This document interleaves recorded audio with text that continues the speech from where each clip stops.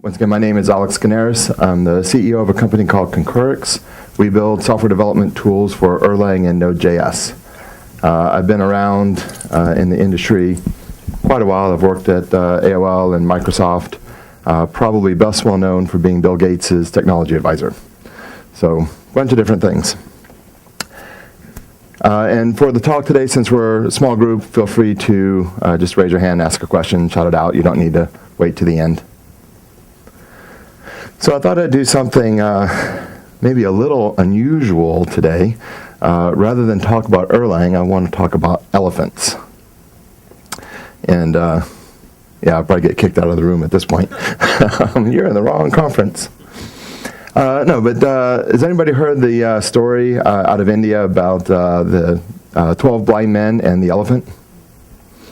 So it looks like most people have, but for those of you that haven't, the story is very simple. You go in and say, all right, well, there's 12 blind men, and they're all in this room, and they're feeling around, and they're touching stuff, and they're trying to guess what is it that they're touching. And somebody's touching a leg, somebody's touching a trunk, somebody's touching a tusk, and they can't figure it out because they can only see what they can touch. And of course, what they're touching is an elephant, but the elephant is so big you can't see the whole thing. And it occurred to me, something similar might be happening with big data. And here's the idea. There's all kinds of stats you'll read about big data. 300 million photos in Facebook, and I found this infographic on the web. 2.5 quintillion bytes of data. Online advertising uses big data to do real-time bidding on ads. You see it in financial services. You see it everywhere. But the thing that has occurred to us is, what about software? What about software itself? And we're kind of wondering, is big data applied to software development, the art of software development, the hidden elephant in the room?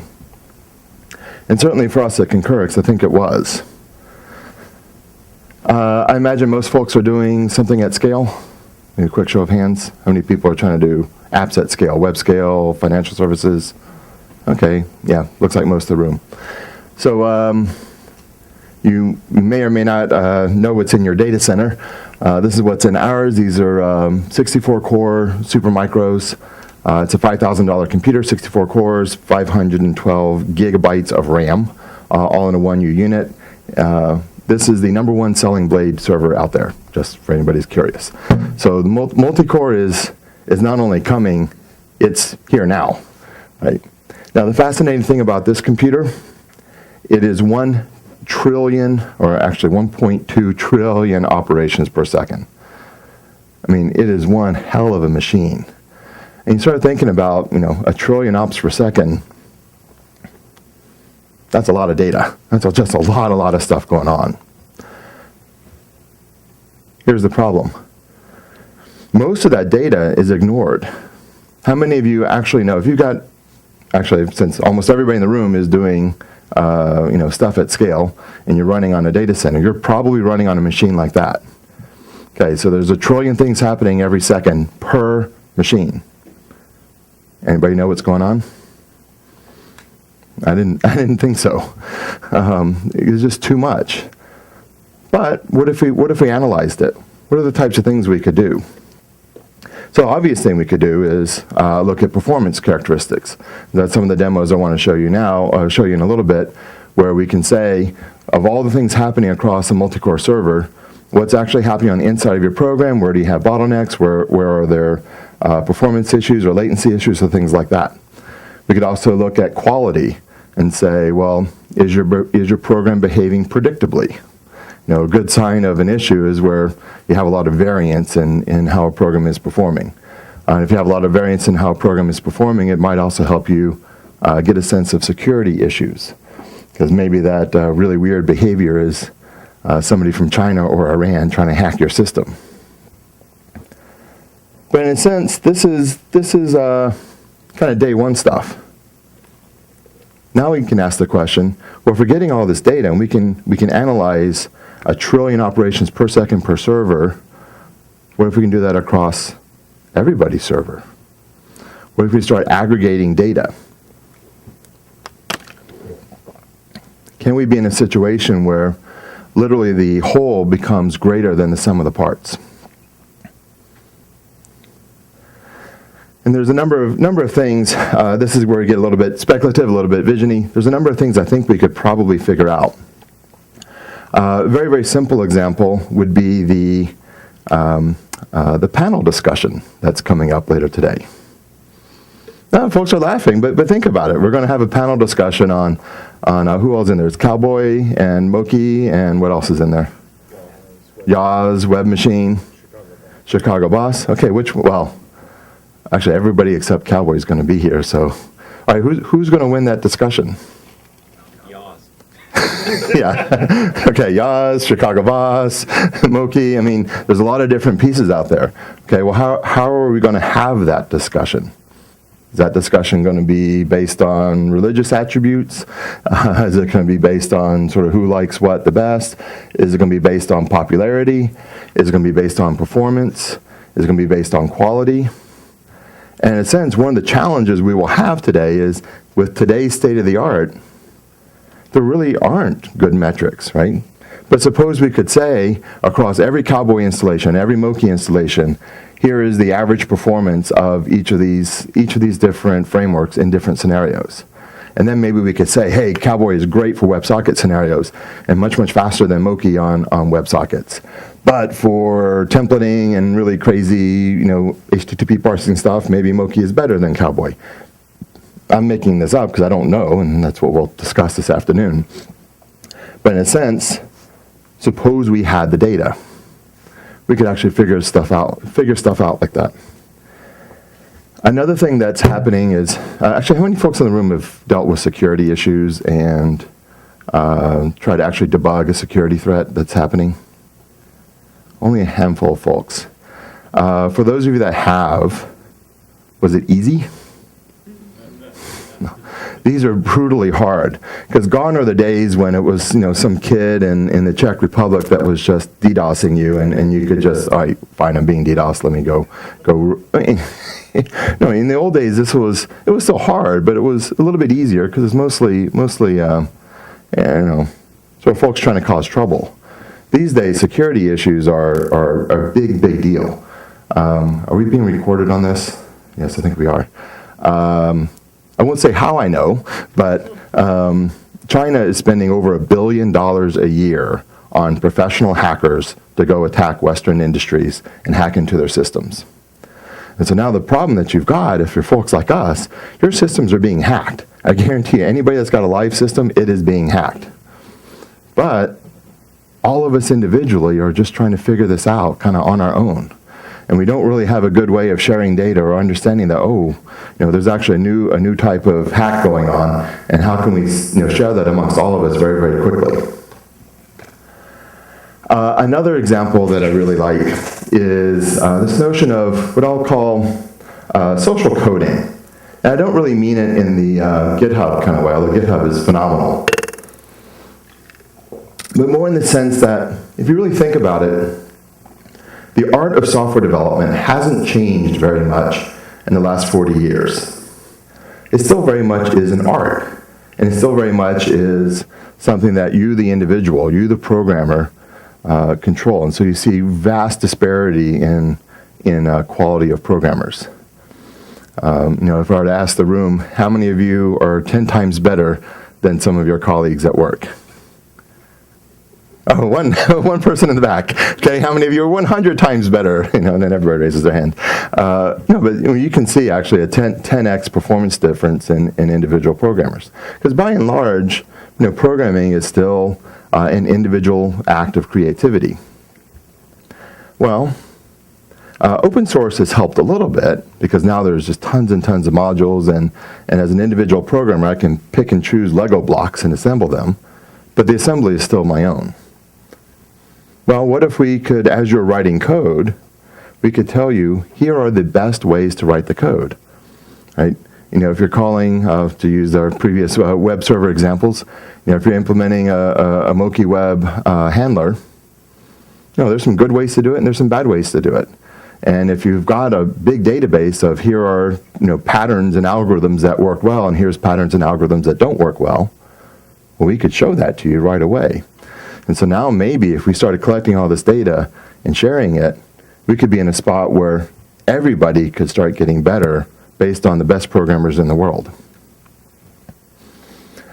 And then my final example here is how many folks, since this is a fairly elite crowd, have been in a situation where there's something traumatic happening in your company or with your project, and the boss comes along and says, "Hey Bob, hey Sally, this code doesn't work and we're trying to launch next week. Can you come in and figure it out and just get it fixed? Because the person working on it, they're stuck." Anybody had that issue? Yeah, like everybody, everybody in this room. And then you get in these situations where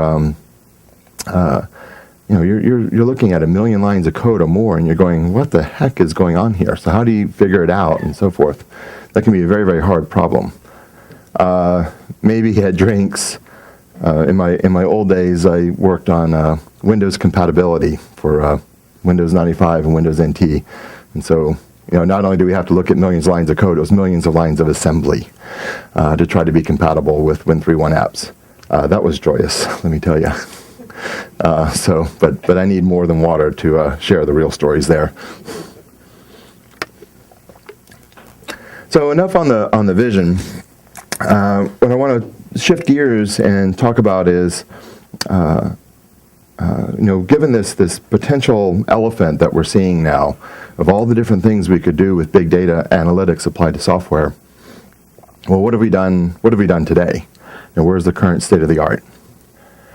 And with the products we've built at Concurrix, we tend to think of our strategy as what we call the Middle Earth strategy. So the Hobbit reference was actually very apropos for us as well. And the idea is, if you think about the current set of tools, at the high end, you've got tools like New Relic. And I imagine most folks have used New Relic or Pingdom or Google Analytics or something equivalent. Amazing service, really awesome. Nothing bad I want to say about New Relic, except it's also very, very high level. It does a great job of telling you, oh, hey, this URL went slow. This database got slow. And even that alerting is very useful if you're not, because you need to pay attention to this stuff. But once it tells you that it's slow, okay, what do you do? Oh, well, all right, we'll go pop it into gprof or Visual Studio or what have you. Oh, that's great. Well, I've got 10 million lines of code.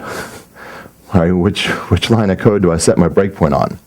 So the trouble is with sort of existing low-level tools, whether it's gprof, GDB, eprof, fprof, they're fabulous for what they are, but they're also very, very low level. So what's in the middle? And as we've worked on our tools in our system, we basically think of this as a semantic level of analysis, right? We take those trillion operations, try to analyze them, aggregate them, cluster them, apply all the big data mathematics to it. And if you want to see the real gory math, look up our Erlang factory talk from San Francisco, where Yingli went through all the math in great detail. But the idea is if you can analyze all this stuff, you can actually synthesize a broader view of what's going on. And so one of the nice things about Erlang, and one of the reasons why we really enjoy working in the language, is from a semantic analysis point of view, it's a fabulous language and a fabulous set of constructs. The simple way to think of it is, as you all know, with work being broken into concurrent asynchronous processes, every process that you create is a semantic unit. Whether you meant it that way or not, it is, because it is distinct, independently scheduled item of work. And often you're going to create these processes through an OTP framework, and with OTP you're actually going to give these things names, which further helps with the semantics. And this might not seem as a question about semantics, but in fact it is.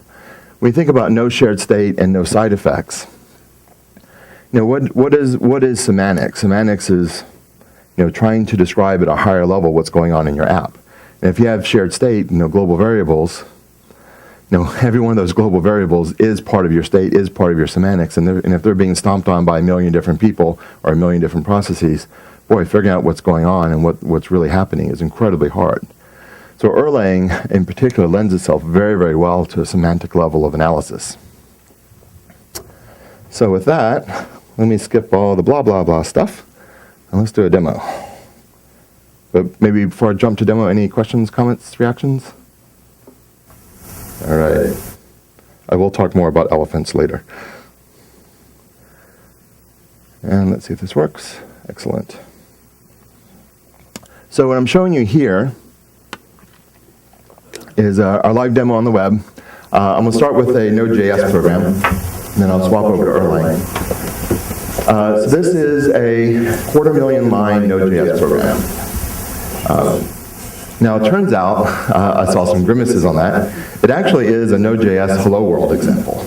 Now, okay, yeah, so now before people go and tweet and blog saying, oh, Node.js is very verbose compared to Erlang, which it is more verbose than Erlang. The actual code you wrote in this Hello World example is not that bad. It's page code or so. But what happens is we pulled in all these libraries. We pulled in the Node.js equivalent of Chicago Boss. There's a template library, there's a session manager, and all these things. And by the time you pull in all these different libraries, my simple 50-line app is actually 250,000 lines of code that I'm responsible for, in the sense that, and this is actually live on our website, if this thing dies, my problem. This is what we're showing to our customers.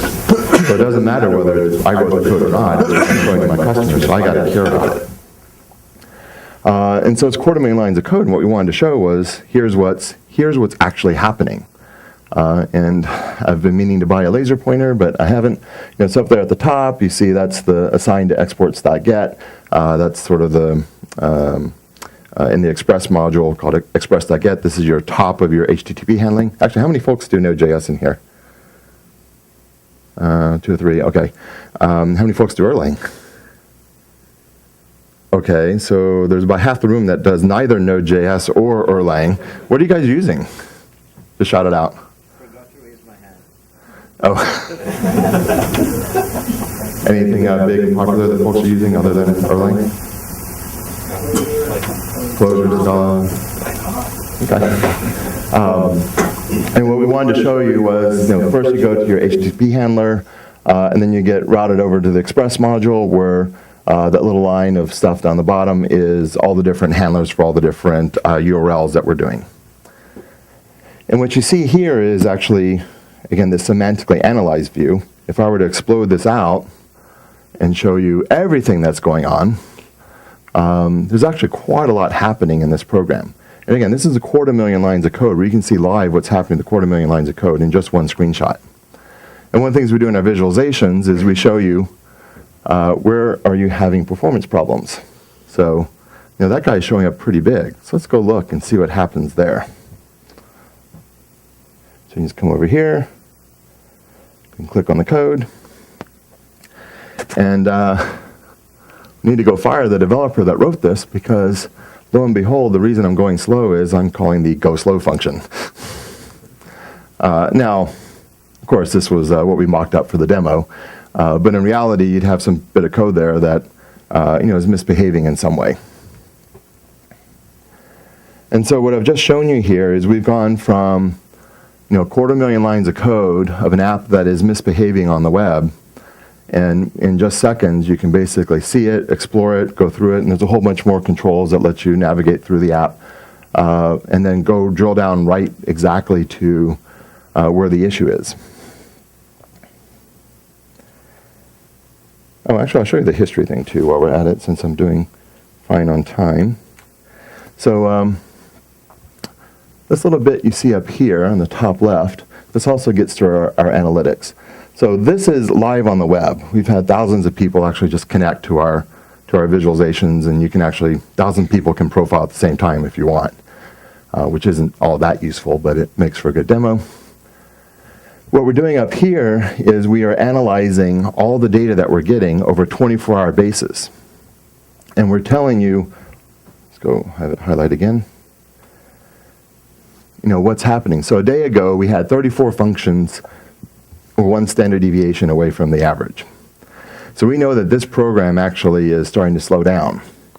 And one of the fascinating things in our demo, this demo has been running now for a while, and it actually starts slowing down over time. It runs for weeks and weeks on end, and just every day it gets a little bit slower, a little bit slower, a little bit slower. And that pops up here because we start seeing more and more of it exceed the sort of the norm of what it's supposed to be. And so we know that we've got this gradual memory leak or some other issue in our program from this. And there's a lot more we've got coming out for that. Now let me show you Erlang. And in Erlang, we also have a call graph style structure, but Erlang tends to be much more suited for, oops, and it scrolled down the screen, a pure graph analysis. So here I have an application written in Chicago Boss. This is another demo app. In this case, it's computing Mandelbrot sets. So thank you, Evan, for brilliant framework there. And it uses Cowboy too, so I guess I'm casting some of my votes for the panel this afternoon. And one of the things in Erlang that I think will be talked about more this afternoon, and I will also touch on it. Erlang is a brilliant language and framework for scalability, but there is a hidden gotcha that can totally hose you. And that's OTP, actually. And more specifically, having singleton processes that everybody communicates to. So even though you can split up all your work and you have very nice asynchronous programming model, if you have a singleton process that everybody communicates to, that becomes a bottleneck. And so it doesn't matter whether you've got 1 core or 64 cores or 1,000 cores. If everything's got to go through one bottleneck, it's a problem. And you can actually see here that we've got some bottlenecks. So, you know, the Moki Web acceptor is actually a bottleneck. We've got another one up there with the Boss message controller. And there's another one in here on inets, which is spinning around somewhere, which if you take the time to pause and go through it all, you'll see it. And if you want to see all the work that's happening, and this would be slow. Again, if you, because our first pass is to go do the analysis. Yeah, there's a lot happening, and this is an old error. And we'll turn off the labels. Is the big yellow one the code server? Yeah, not surprisingly, that's the one that's taking up most of the execution time. Not so much in this example. It's because we're calculating Mandelbrot sets, that's eating up more of the CPU time in this particular example. But when you expand it out and you see all the worker processes, you can really see the big bottlenecks in this app, right there and right there and right there. And those are the ones that are just hosing the performance of this app. And they pop up right away. And again, it's the kind of thing where if you're working on a very large code base, if you can put this kind of instrumentation on and see exactly what's, where the problem is. We don't necessarily tell you exactly how to go solve it, because maybe it's an algorithmic thing, maybe it's an architectural issue, but we can at least get you narrowed into, here's the line of code, here's the process, here's the module that is causing the trouble. And with that, I will shift away from the demo and go back to the deck.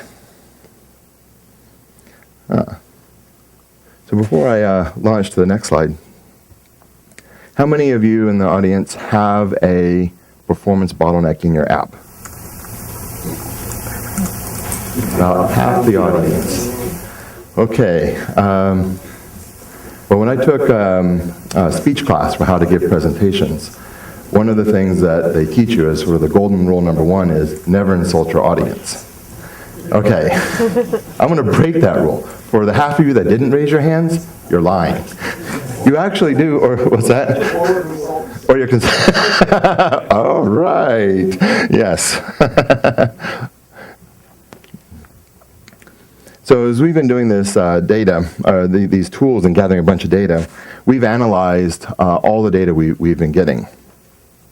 In this particular analysis we did on 1.2 million customer data sets. This is all Erlang programs. And it's from April, so it's because the analysis takes a long time to do, as you might imagine. What we found was that literally 100% of all of our customers have performance bottlenecks. 100%. Now, a lot of folks didn't even know it, and this is the actual distribution of customers along the bottom, and then the severity of the bottlenecks. So what you see here is, a couple folks were actually fine. Fine is they weren't too bad, is a better way to say it. And by and large, these were simpler programs. The more complex the program, I should do another graph which shows this by lines of code. Basically, the bigger and more complex your program, the more bottlenecks you had, the more issues you had. And it basically meant that all the value that you were getting out of being in Erlang was getting shot. And here's why. How many folks know Amdahl's law? Again, about half the room. So for the half of you that don't know, Amdahl's law is the real kicker here. And this is pulled off Wikipedia, but it basically says that the performance of your application is proportional to the amount of serial code in your app. So along the bottom here, you've got number of processors, and on the left is speed up. So if your program is 50% serial, which again can happen if you have one of these singleton processes, the fastest you're going to ever go is twice as fast. That's the most scale speed up you can get, even if you throw 65,000 processes at it. And again, you might be thinking your app is totally fine because, I created 65,000 Erlang processes to run on my 65,000 core machine. Yeah, great, but if you've got a singleton process in there and you only 50% of the app is serial, you just wasted a really expensive machine. And Amdahl's law is brutal. Even if you're 95% parallel, the fastest you can go is 20 times, and that's at 4,000 cores. So you've got to be really, really, really parallel in order to get any appreciable speed up. Now, the good news in all this is fixing things is not always that bad. The old proverbial issue with performance was it was the death by 1,000 cuts. And there's always these, million little things that cause a performance issue. So making something fast was very, very hard.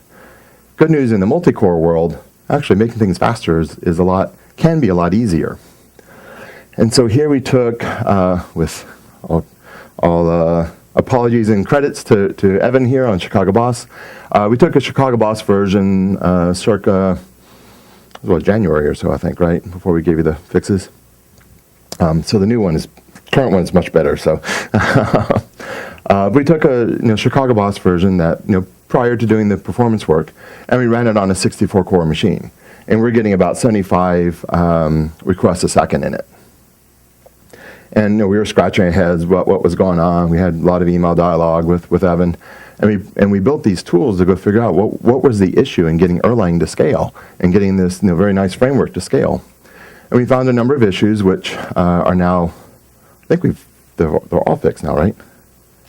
Pretty much, yeah. I think we got them all fixed. But we very quickly, we built these tools, we analyzed what was going on. We found four distinct singleton issues, and we fixed them. And now it's scaling incredibly well. And these are the numbers we took a little while ago. But we got a 45 times speed improvement.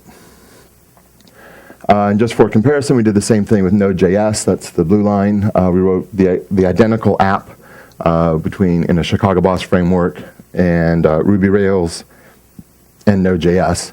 Ruby Rails I didn't put on the slide, but it's below the Chicago Boss line, and it doesn't scale whatsoever.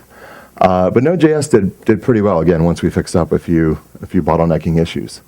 And what you see here is largely a result of the V8 compiler. So it has very similar scaling properties, but the V8 compiler for JavaScript is wicked, wicked good. So you tend to get a little more raw oomph out of every core.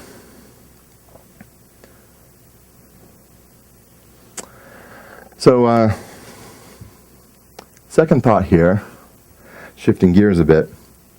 Manycore is not just for servers anymore.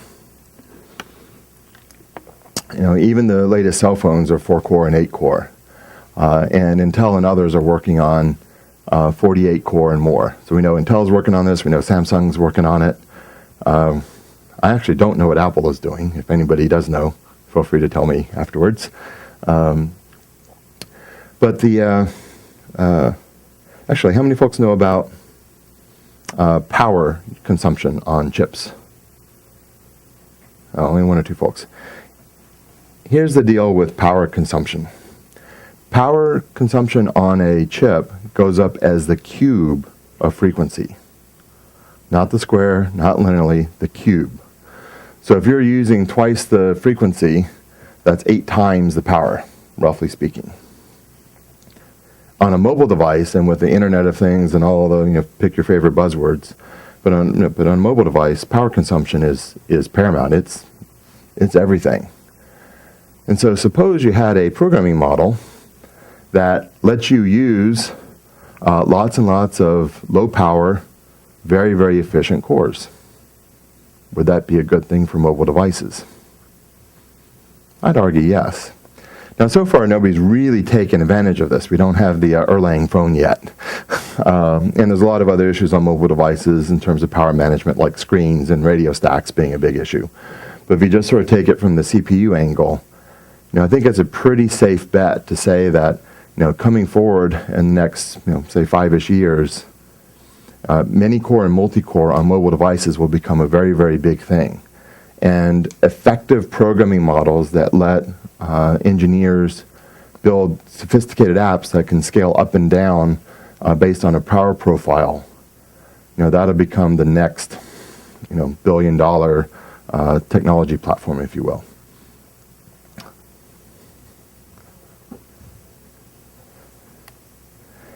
So let me do a quick overview of Erlang and Node.js, so some of the similarities. For those of you that might be new to Erlang or new to Node.js. So, how to say this? Node.js, if you don't know, is JavaScript on the server. Everybody thinks about JavaScript as,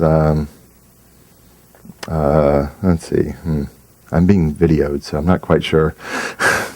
I'm trying to figure out which words that would convey the idea without being, that are politically correct for a video. Maybe let's just say JavaScript is somewhat distasteful. And a little bit of an ugly, impure language that was designed by a committee. All those things were true, but at the core, JavaScript is actually scheme. It's actually a functional language underneath. And the Node.js guys, to their credit, have done a really good job of just taking that functional core of JavaScript and applying it to their programming model. So the basic thesis in Node.js is you write JavaScript functions as closures, and those are callbacks. And so every callback becomes, in effect, a distinctly scheduled independent unit of execution with its own local state. And so it looks very, very much like an Erlang process. And that was one of the reasons why we broadened our tool set from Erlang to Node.js, because the programming model at that semantic layer is almost identical. And so because it's decoupled and you've got all these callbacks that are relatively independent, you actually can get very, very good multi-core performance.